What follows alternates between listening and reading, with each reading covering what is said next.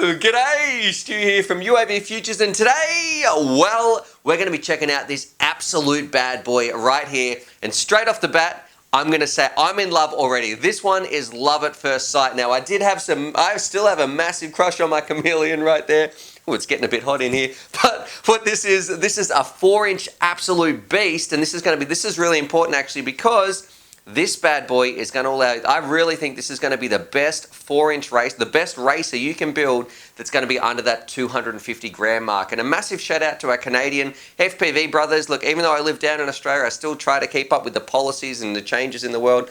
And it's really hard to fly a drone in Canada right now. So what this is in my opinion the best 4-inch quad that you can fly under 250 grams. So this thing is going to be an absolute rocket, and I can't wait to stick this on the bench and show it to you. I'm so excited, but I haven't told you its name. It's from Advent Quads, and it's called look, I'm going to butcher the name here. The Aussies would probably just say, oh, that's the Leggero or the Leggero, or I don't know how to pronounce it, but definitely check the description down below because there'll be a link to this bad boy. But what this is pretty much one of the best bind and fly 4-inch racers with some amazing components that we're going to go through. I mean, like tornado motors, F4 flight controller, 4-in-1 ESCs, run cam 2, an absolute beast of a little quad.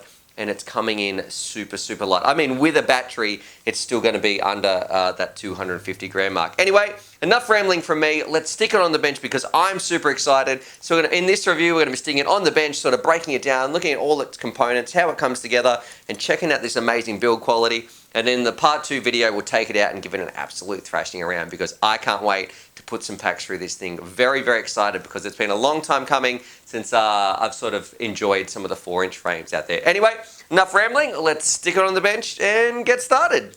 Alrighty, so here it is on the bench, and honestly, I don't know where to start with this one. There is 3 main things that I really think make this quad stand out from the others, and I'm super impressed straight off the bat. Number 1, and probably the biggest one, is the weight. It is absolutely ridiculous how well this thing's been designed and how low they've managed to keep the weight while still keeping it a fairly strong and fairly robust quad with some with part 2 with some amazing components inside. So there's some really, really cool stuff in here. And number 3, like, you can either buy the frame. There'll be some different links down below on what you can get. You can either just get the frame, but you can also get some bind and flies that have some top-notch build quality. So this is really, really well built stuff in here. So I'm a massive fan. But probably what we should do, let's talk about the weight straight up. So I'm going to throw this thing on the scales. I want you, if you've got a 4-inch racer at home, give it a little weigh now, pause the video, find out how much it weighs on your 4-inch quad, because we're going to stick this thing on. Hopefully you can see that. We're going to stick this thing on here right now. It's coming in 179 grams. Are you kidding me?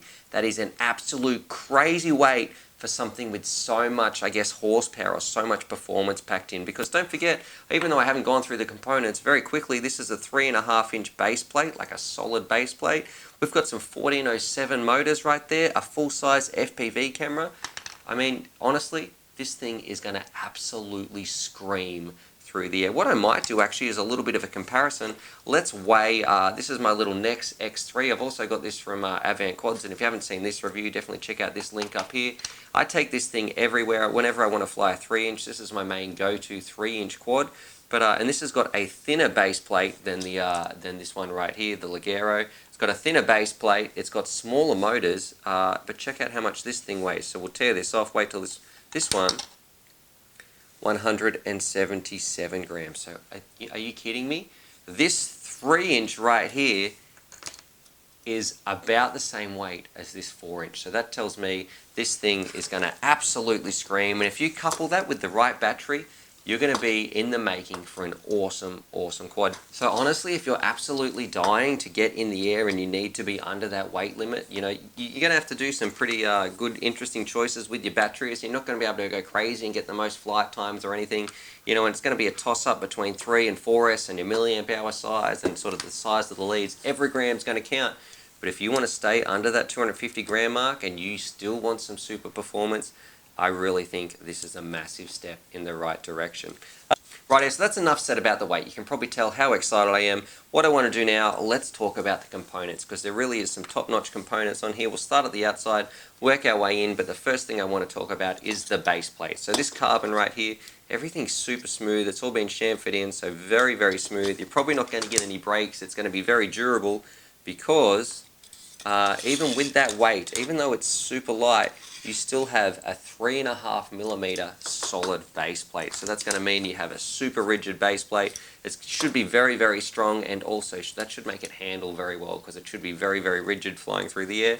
And there's also the option, if you want, for just an extra 4 grams, if you're not worried about shaving every single gram, or you don't need to worry about that 250 gram weight limit, there is also the option, I think, on the site down below. I'll leave some links, but you can get like some thicker plates as well, so where they're a little bit wider in the arms. Because this is the light version, and for I think another 4 grams heavier or something, you can get the one with the thicker arm. So it's made to spin 4-inch props. On the outside, we should probably talk about these props right here, because there's a bit of a prop motor combo going on with a bit of research. And I really think that the guys over at Avant Quads, there's definitely something going on where they're designed by people who love to fly. They're not like some sort of company. I see so many quads come through, and so many that I say, I don't want to review that, because it feels like people are just slapping things together. Things like the Fury B180 or something. I'll see if I can find that maybe.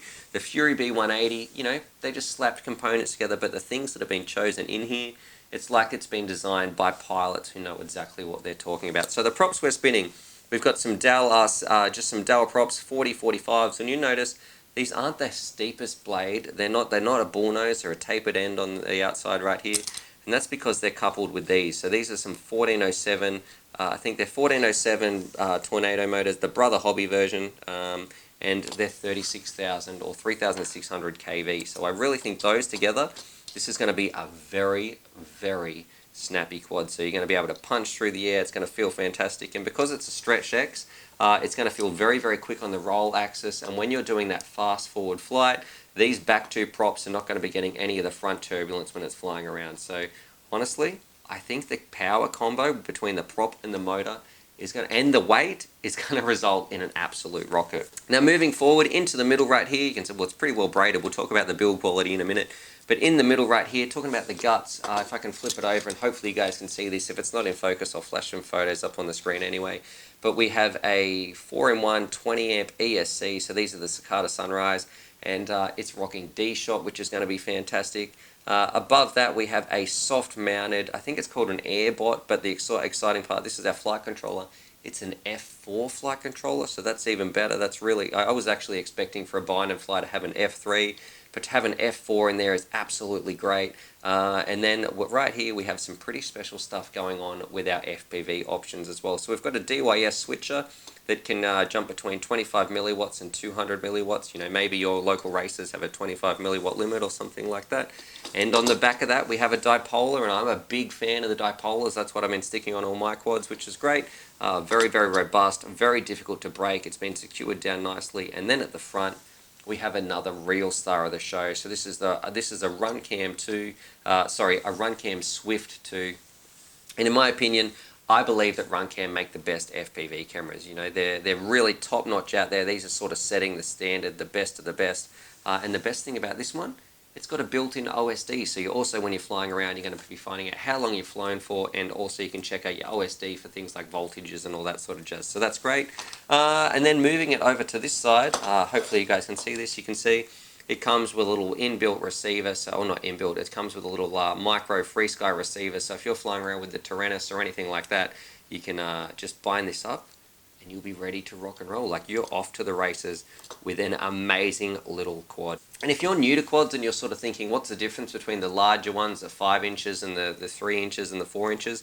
You know what? This has all the components of its bigger brother. Like, everything in here, I would happily see and happily use on its bigger brother quads out there. And it's amazing how they've shrunk it down into a really nice little Stretch X package, kept the weight right down, and still put in some really, really choice components. This thing is going to absolutely kill it when it's flying around. And speaking of putting it together, that is one thing that I do want to mention. So the build quality on this thing, outstanding. Like, I don't know if this is just my version or what's going on, but this one right here, it really looks like this has been put together with someone with a lot of love, people who know exactly what they're doing, the way, just the little things like how it's been soft mounted right here. Look at the motor wires, they've all been plaited together, which is fantastic. You know, someone's taken a lot of time and a lot of love to make one of these quads.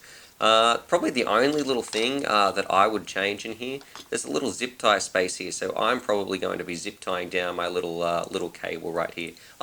That's another thing to point out too. Probably in terms of keeping the weight down, this one came with an XT30 connector. Will I be keeping that? I'm not 100% sure because, look, I've got some batteries that are on XT30, but I've also got a whole heap that I rock on XT60. So that's something, you know, but that's not a hard fix to change at all. That'll take me about 2 seconds if I do decide to switch that over, because I do have some of these nice Rotor-X high voltage batteries that would go very, very nicely on this. Alrighty, so with all that good stuff said, I know I've been raving about it probably for like the last 5 minutes non-stop of how amazing this thing is, and look, I've flown a lot of quads, and this is without a doubt the best 4-inch I have ever seen. But and I've even things like the GT2 175, I would fly this any day over that. I can already tell that just from looking at it and sort of having a look at its components.